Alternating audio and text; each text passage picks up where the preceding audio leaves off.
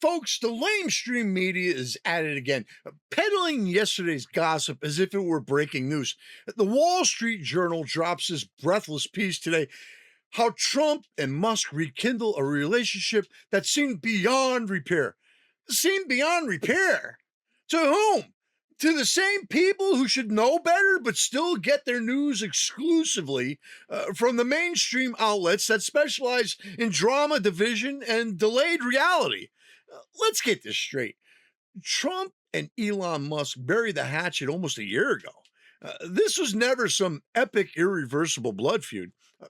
It was a small dust up, a temporary flare up over spending on the one big, beautiful bill. Musk called it an abomination on the deficit side. Trump pushed back, tempers flared on social media for a few days in June 2025. That was it. Not the end of the world, folks. Not the collapse of Western civilization. Just two strong willed, type A, high achieving men who occasionally disagree on the details of how to make America great again. And yet, the legacy media acted like it was the breakup of the century. They milked it for weeks. Bromance over, allegiance shattered, Musk threatens third party. Meanwhile, people who actually pay attention already knew the temperature was dropping. By the fall of last year, they were publicly civil again. Musk was at the White House state dinner for Saudi Crown Prince Mohammed bin Salman. And earlier this year, May, Musk was right there on Air Force One with President Trump heading to China. Friendly, talking AI, China, factories, the midterms. Musk signaling he's ready to put serious money, nine figures, into helping the Republicans hold Congress.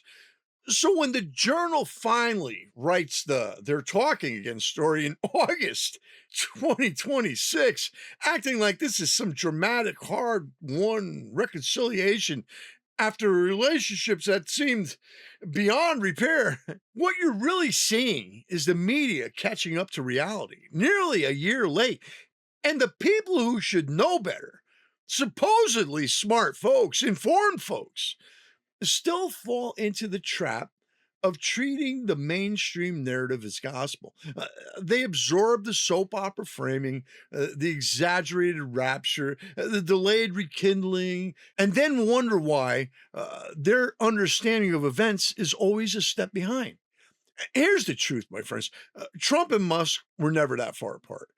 A policy disagreement over one bill does not erase the larger alignment on American strength, innovation, free speech, and beating the globalists.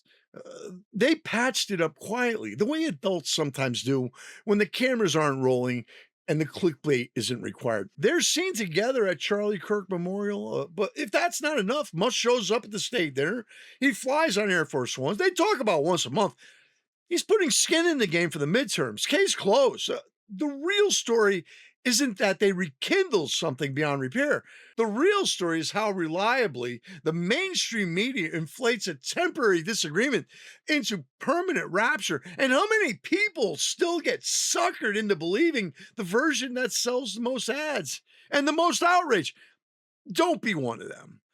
Get your information from primary sources, from the actual timeline, from people who were in the room or on the plane, or even just come here. We'll never steer you wrong, folks.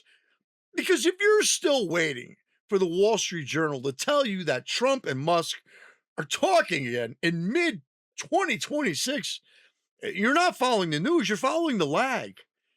This is where we are today in America. We'll be back, and we hope you will too.